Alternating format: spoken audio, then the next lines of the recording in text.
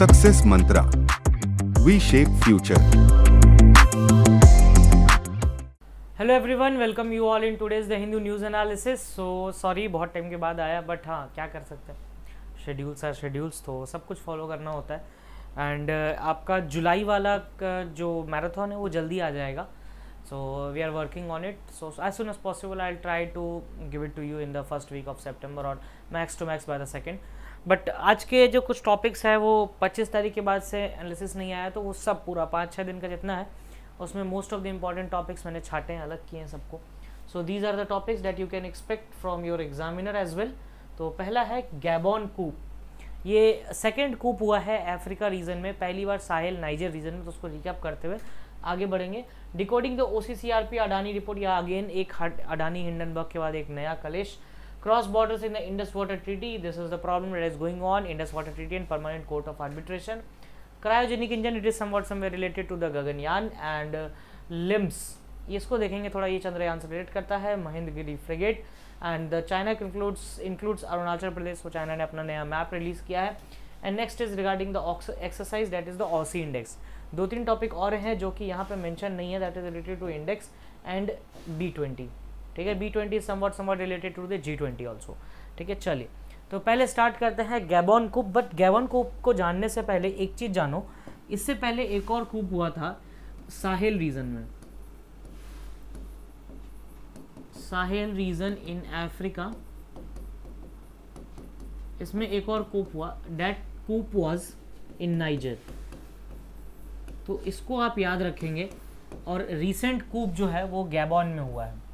ठीक है, अब गैबॉन को अगर देखो तो ट्रॉपिक ऑफ कैप्रिकॉर्न और कैंसर यहीं पे कटता है 0-0 साउथ अटलांटिक में, तो ये याद रखने वाली चीज़ है।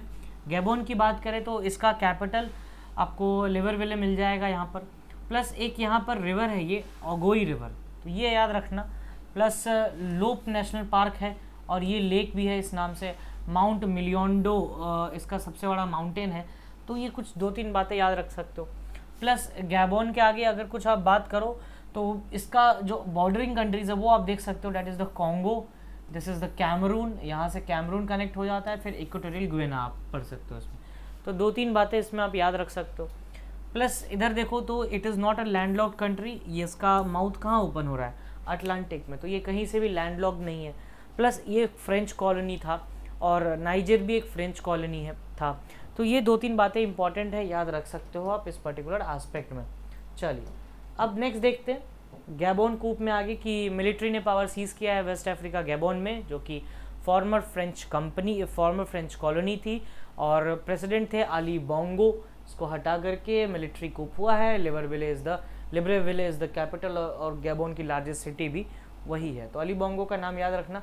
हिस्टोरिकल पर्सपेक्टिव देखा जाए तो फ्रांस ने ट्रीटी साइन की थी गैबॉन के साथ कोस्टल चीफ्स की 1839-1841 में। ठीक है, और वहाँ के जो ये ट्रीटी साइन की थी with France and local Mpongwe ruler थे जिन्होंने ये ट्रीटी साइन की और सॉवरेनिटी दे दी फ्रेंच को। 1910 में Gabon becomes one of the 4 territories making up French equatorial Africa, जिसमें एक नाइजर भी है फ्रेंच कॉलोनी में। तो इसको थोड़ा सा याद रखो कि फ्रेंच कॉलोनी 4 थी, उसमें से 2 तो अभी कूप के अंदर आ चुकी है, तो एक गैबॉन और एक नाइजर। आगे इसमें अगर हम देखें और तो गैबॉन जो है वो ऑटोनोमस रिपब्लिक के लिए वोट किया उसने 1958 में। गैबॉन ने इंडिपेंडेंस डिक्लेयर किया और उस टाइम पे लियोन मबा उसके प्रेसिडेंट थे। 1967 में ओमार बोंगो प्रेसिडेंट बनते हैं मबा के डेथ के बाद। वो 40 साल तक वो गैबॉन की पॉलिटिक्स में इन्वॉल्व रहे। बोंगो ने गैबॉन को 1 पार्टी स्टेट डिक्लेयर कर दिया। समबट कहीं ना कहीं डेमोक्रेसी रिस्टोर नहीं हो पाई। Multi party political system introduce हुआ 1990 में।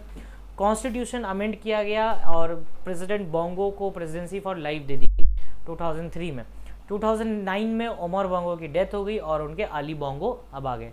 2009 के बाद यहाँ जब भी इलेक्शंस हुई, थर्ड सक्सेसिव इलेक्शंस था जिसमें अली बोंगो जीतते हैं और फाइनली कहा गया कि फ्री एंड फेयर इलेक्शन नहीं है, सो आर्मी ने उसे हटा दिया।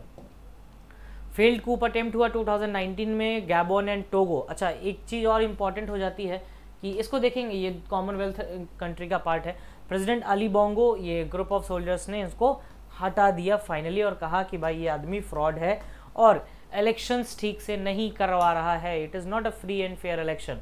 नाउ अब गैबोन का इंटरनेशनल पर्सपेक्टिव में बात करें तो गैबोन OPEC का पार्ट है, और गैबोन आप बात करें तो UN का भी पार्ट है, IMF का भी पार्ट है, प्लस गैबोन जो है आपको कहीं ना कहीं आप देखोगे कि अफ्रीकन यूनियन कंट्री के भी रीजन में मिल जाएगा, प्लस इकोवास के पार्ट भी मिल जाएगा, और इसको गैबोन को आप देखोगे तो कॉमनवेल्थ का भी पार्ट मिलेगा। तो हर तरीके से गैबोन रिलेटेड है। ये देख सकते हो गैबोन की कहानी ये थी कि गैबोन 1975 में ज्वाइन करता है ओपेक और उसको लीव करता है। 1975 में लीज किया उसने, फिर 2016 में दोबारा इसने ज्वाइन कर लिया। तो this was the history of Gabon. Gabon में आपको यूरेनियम ऑयल एक्सपोर्टर भी है गैबोन, तो ये थोड़ा इंपॉर्टेंट पार्ट बनता है। गैबोन OPEC का मेंबर है, organisation of petroleum exporting country, जो कि 1960 में बना था with the help of Venezuela, Iran, Iraq, Saudi and Kuwait. तो ये सारी कंट्रीज मिलकर बनी। उसके बाद कॉमनवेल्थ मेंबर की बात किया तो 56 मेंबर नेशंस हैं। इसमें टोगो और गैबोन इसके रिसेंट मेंबर हैं। Togo and Gabon are the recent member. This is the 55th and this is the 56th member. आपसे अगर पूछा जाए तो recent member of Commonwealth is Gabon, ये याद रख सकते हो। और ये मेंबरशिप बने थे ये 2022 में। तो क्लैट इस तरीके से क्वेश्चंस आपसे पूछ सकता है, या फिर कोई भी एग्जाम पूछ सकता है, क्योंकि ये न्यूज़ में है। कॉमनवेल्थ हेड प्रिसाइड किया था इस बार जब गैबोन मेंबर बना था, तो रवांडा के प्रेसिडेंट थे पॉल कागमे, और किगाली अमेंडमेंट में ये बातें हुई। कॉमनवेल्थ एसोसिएशन के सेक्रेटरी हैं जनरल पैट्रिसिया स्कॉटलैंड। तो ये बात याद रखना है, ये कुछ नाम है जो आपको पढ़ना है इसमें, ठीक है। चलिए आगे देखते हैं, decoding the OCCRPs Adani report. एक नई रिपोर्ट आई है, एक नया प्रॉब्लम, एक नया टॉपिक। हिंडनबर्ग के बाद ये कुछ नया हो रहा है। राहुल गांधी ने भी इस पर कहा कि भाई इस पर अब तो पार्लियामेंट स्टैंडिंग कमेटी को दे दो, पार्लियामेंट्री कमेटी को दो उसको देखने के लिए, PSC को थमाओ, है ना, आपसे नहीं होगा। Hindenburg research the organised crime and corruption report project has made fresh allegations of stock manipulation against the Adani group. उन्होंने कहा कि अडानी ग्रुप स्टॉक मैनिपुलेशन में वापस से शामिल है, ठीक है। और 6 कॉन्टिनेंट में डिफरेंट प्रॉब्लम्स देखे गए हैं। OCCRP का रिपोर्ट अडानी ग्रुप पे क्या कहता है कि भाई इन्होंने एक रिसर्च किया और कहा कि भाई क्लेम किया कि मॉरिशस बेस्ड इनका एक ओपेक फंड है that are used to invest $1 million in public traded group stocks of Adani groups, ठीक है। तो इनका ये कहना है कि अडानी साहब जो है मॉरिशस बेस्ड एक ओपेक फंड से पैसा डाल रहे हैं, स्टॉक मैनिपुलेशन कर रहे हैं। तो इस बात को याद रखिएगा, ठीक है। OCCRP रिपोर्ट क्लेम करता है that it unearthed at least 2 cases where mysterious investors bought and sold Adani shares via offshore structures। तो offshore structure पे वो बाहर से खरीद बेच रहे हैं। तो ये कैसे हो रहा है, ये दो मिस्टीरियस लोग कौन हैं? Cross the boulders in the Indus water treaty. चलिए अब एक नया टॉपिक आया, boulders of the Indus water treaty. Indus water treaty देखा जाए तो लास्ट ईयर भी न्यूज़ में था, इस साल भी न्यूज़ में है, ऑब्वियस हमेशा ही न्यूज़ में रहता है ये। Indus water treaty one of the most successful treaty है इंडिया की, 2 कंट्री के बीच में। ये ट्रीटी इंडिया और पाकिस्तान के बीच में है। इस ट्रीटी को करवाया था वर्ल्ड बैंक ने, ठीक है। और एक इंडस वाटर काउंसिल भी है, या फिर कमीशन कह लीजिए, जो कि डिस्प्यूट्स को सॉर्ट आउट करता है। प्लस 1972 में हमारा एक एग्रीमेंट भी साइन हुआ था, शिमला एग्रीमेंट, जिसके तहत हम ये बताते हैं कि हमारे बीच में कोई भी डिस्प्यूट होगा तो हम आपस में ही सॉल्व कर लेंगे, ठीक है। अब देखो तो पाकिस्तान के पास 3 रिवर्स हैं, that is the ICJ, Indus, Chenab और झेलम। और इंडिया के पास है रावी, ब्यास और सतलज, ठीक है। ये ईस्टर्न फ्लोइंग है और ये वेस्टर्न वाले पार्ट में आता है। तो ये कुछ ऐसी पार्ट्स है जो इंडस का बेसिक है, इंडस वाटर ट्रीटी का। अब परमानेंट कोर्ट ऑफ आर्बिट्रेशन है, Kishanganga Ratle hydro power project है, तो उन सबको अब हम इसमें कनेक्ट करेंगे। पहले देख लेते हैं ये वाला मैप, उसके बाद फिर आगे बढ़ेंगे। Indus water treaty, eastern rivers India control करता है और वेस्टर्न पाकिस्तान करता है। Indus ICJ, Indus, Jhelum and Chenab and Ravi, Beas and Sutlej are control by India, ठीक है। तो ये देखो पाकिस्तान 80% 135 MAF लेता है और इंडिया 33 मिलियन एकड़ फीट पे। अच्छा एक चीज़ और है कि क्या जो रिवर पे आपका कंट्रोल नहीं, क्या उस पर कुछ भी नहीं कर सकते? नहीं, आप वाटर डाइवर्ट नहीं कर सकते हो, आप वाटर का अमाउंट कम नहीं कर सकते हो, बाकी आप हाइड्रो पावर प्रोजेक्ट वगैरह बना सकते हो, ठीक है। इसलिए तो इंडिया ने झेलम और चेनाब पे हाइड्रो पावर प्रोजेक्ट बनाने की बात की थी, रैटल हाइड्रो पावर प्रोजेक्ट, ठीक है। अभी देखते हैं, ठीक है। ठीक है, पाकिस्तान ने यूनिलैटरली इनिशिएट किया कि वो Hague based permanent court of arbitration जाएगा इंडस वाटर ट्रीटी को लेकर के। इंडिया ने ऑब्जेक्शन रेज किया कि भाई कोर्ट ऑफ आर्बिट्रेशन क्यों कॉम्पिटेंस है यहाँ पर तो आ ही नहीं सकता कोर्ट ऑफ आर्बिट्रेशन, क्योंकि इंडस वाटर कमीशन है। पाकिस्तान पहली बार किशन गंगा प्रोजेक्ट के बारे में 2006 में जाके बात करता है, और राइटर प्रोजेक्ट जो कि चेनाब पे है 2012 में। पाकिस्तान ने कहा कि India is not in line with the Indus water treaty, लेकिन इंडिया के डेलीगेशंस को उस टाइम पे लीड कौन कर रहे थे, श्री A.K. पाल, और पाकिस्तान के डेलीगेशन को मिस्टर सैयद मोहम्मद मेहर अली शाह। ठीक है, ये इंडस वाटर कमिश्नर्स हैं, इनके नाम याद रखना, इंडस वाटर कमिश्नर्स के पूछे जा सकते हैं नाम। ठीक है, चलिए अब CE-20 क्रायोजेनिक इंजन, एग्जैक्टली ये क्रायोजेनिक इंजन किससे रिलेटेड है, तो it is related with the Gaganyaan, right. Cryogenic engine ये वाला गगनयान से रिलेटेड है। तो ISRO liquid propulsion research centre जो कि महेंद्रगिरी में है, वो सक्सेसफुली टेस्ट किया उन्होंने क्रायोजेनिक इंजन जो कि गगनयान में यूज़ किया जाएगा। CE-20 developed by liquid propulsion system centre, a subsidiary of ISRO. ISRO की एक सब्सिडरी ऑर्गन है जो ये बनाती है। एक अपर स्टेज LVM-3 लॉन्च को हेल्प करेगा। ISRO will use it for the mission Gaganyaan in 2024। India का पहला क्रायोजेनिक इंजन है जहां पर गैस जनरेटर साइकिल है। It is one of the most powerful upper stage cryogenic engine in the world. This engine develops a nominal thrust of kilo Newton in vacuum. 186.36 का ये thrust generate कर सकता है vacuum में। Cryogenic stage क्या होता है, ये कॉम्प्लेक्स स्टेज होता है जहाँ पे प्रोपेलेंट्स आर एक्सट्रीमली, टेम्परेचर बहुत लो होता है और स्ट्रक्चरल प्रॉब्लम्स भी आ सकते हैं इस प्रोपल्शन लेवल पे। ये यूज़ करता है liquid fuel, oxygen liquefies at 183 degree Celsius और हाइड्रोजन 253 डिग्री सेल्सियस। तो कहीं ना कहीं ये वाला डेटा याद रखना, पूछ दिया जा सकता है कि ऑक्सीजन किस पे लिक्विफाई करता है, तो वो लोग कहाँ से आ गया, तो यहाँ से पूछे जा सकता है। क्रायोजेनिक रॉकेट स्टेज एक एफिशिएंट होता है, provide thrust every kilogram propellant it burns compare to the solid and earth stored liquid propellant rocket stages. तो ये ज़्यादा थ्रस्ट प्रोवाइड करता है ऑन द सेम पॉइंट जो सॉलिड प्रोवाइड करेगा उससे ज़्यादा थ्रस्ट प्रोवाइड करता है।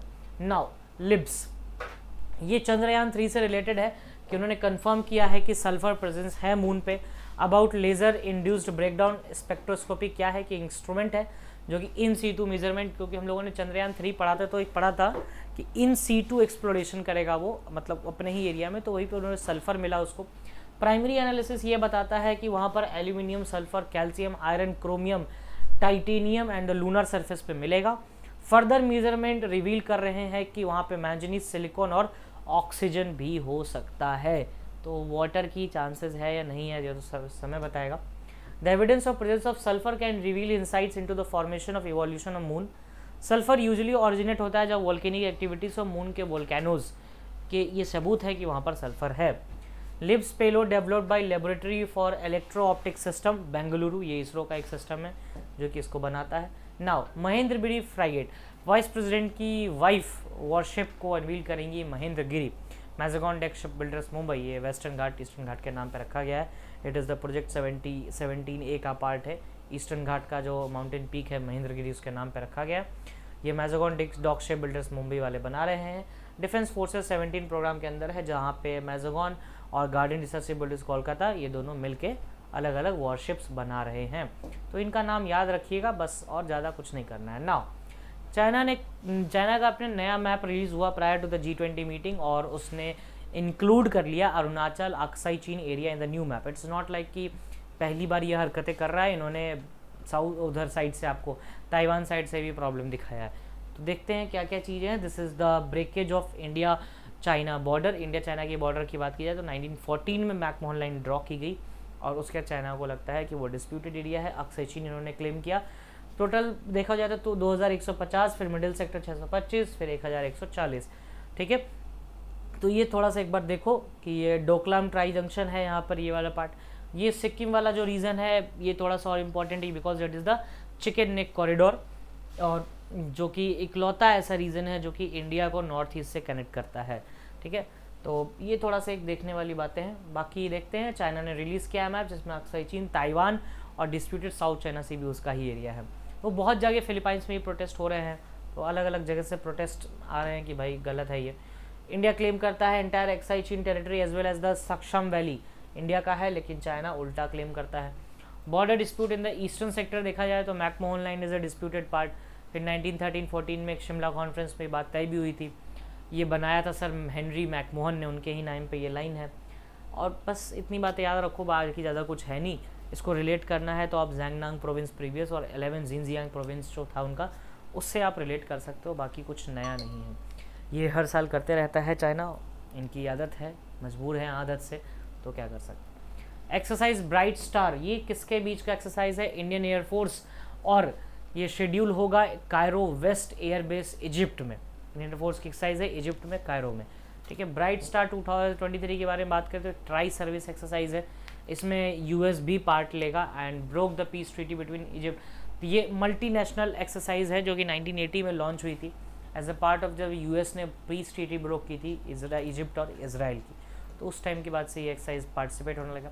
फर्स्ट टाइम आईएएफ पार्टिसिपेट करेगा इस एक्सरसाइज ब्राइट में, और इसमें पार्टिसिपेटिंग कंट्रीज़ हैं USA, Saudi Arabia, Greece, Qatar, और इस साल इंडिया भी पार्टिसिपेट करेगा।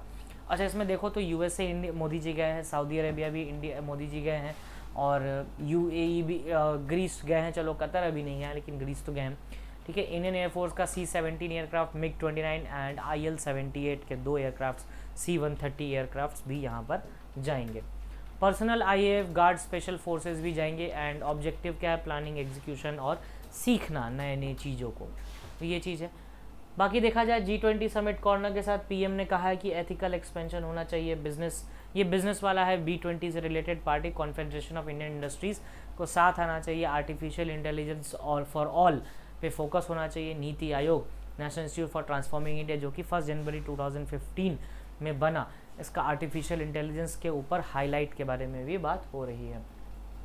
स्ट्रेटजी है AI for all and PM address to the B20 is the business 20 group, and इसमें आप ज़्यादा कुछ मत देखो, इतना देखो कि सेल्फ सेंट्रिक अप्रोच है बेसिकली, और AI फॉर ऑल के ऊपर बात हो रही है, प्लस AI रेगुलेशंस की बात हो रही है कि क्या इंडिया बनाएगा, क्योंकि China, Japan, European union, USA ये सब बना चुके हैं, और क्या हम भी बनाएंगे आर्टिफिशियल इंटेलिजेंस से रिलेटेड, तो ये चीज़ है। ऑसी इंडेक्स, ऑस्ट्रेलिया और Indian royal navy, royal Australian navy और इंडियन नेवी के बीच में एक्सरसाइज है ये ऑसी इंडेक्स, ये सिडनी में होने वाला है। ऑसी इंडेक्स ये बाईइनियल होता है। The exercise will provide an opportunity for both the navies, obviously security cooperation और पैसिफिक में थोड़ा और स्ट्रॉन्ग हो ये। दिस ईयर ये ऑस्ट्रेलिया में हेल्ड हो रहा है, INS सह्याद्री और INS कोलकाता इसमें पार्टिसिपेट करेगा, और भी ब्रिस्बेन और चूल्स, उनकी जो रॉयल ऑस्ट्रेलियन नेवी है उनकी नेवी पार्टिसिपेट करेगी इस एरिया में। अदर एक्सरसाइजेज देखा जाए तो एक्स ऑस्ट्री हिंद है, पिच ब्लैक है, मलाबर है, क्वाड है, तो ये सब एक्सरसाइजेज हैं। What not to be missed में है आपको टेली लॉ 2.0, ये कहीं ना कहीं ई कोड्स 2007 से रिलेट करता है, जो आप लोग बहुत पहले पढ़ चुके हो, इसको पढ़ सकते हो, टॉपिक इंपॉर्टेंट है। यूसीसी वाला आप आस्पेक्ट देख सकते हो कि 1840 का लॉ कमीशन का लेक्स लोकी कमीशन, आप इसको देख सकते हो, और फिर उसके बाद आप देखोगे तो 1941 में BN राव की रिपोर्ट, प्लस 2018 में लॉ कमीशन की रिपोर्ट, और फिर आप नया, और इन सब को रिलेट करोगे आप आर्टिकल 44 से। कहीं ना कहीं CA में इतना आप पढ़ लो तो मोर देन इनफ है। गोवा सिविल कोड भी देख सकते हो 1867 का, या फिर पोर्चुगीज सिविल कोड जिसको बोला जाता है, ये वाला पार्ट भी वहाँ से पढ़ सकते हो। इसको पढ़ना, फैज़ान मुत्सवा साहब ने लिखा है and he writes very well, ठीक है। चलिए क्वेश्चंस पे आते हैं। Article of Indian constitution mandates that the sittings have to take place within 6 months of the end of the previous session. बताना, ये लोकसभा राज्यसभा पे रिलेटेड है, पार्लियामेंट पे। Indus water treaty use which of the following is not one of them, eastern rivers में कौन नहीं है, बता दो। उसके बाद in which state the Indian deep space network situated, ये भी बताओ। Libreville is the capital of which country, आसान है। The global fund in the organisation of found malaria, tuberculosis and which other disease, ठीक है। So these were the topics for today, and if you have any doubt you can mention the comment section, और आपको लगता है कि कोई topic कराना चाहिए तो उसको भी मेंशन करो। Thank you, that's all from my side.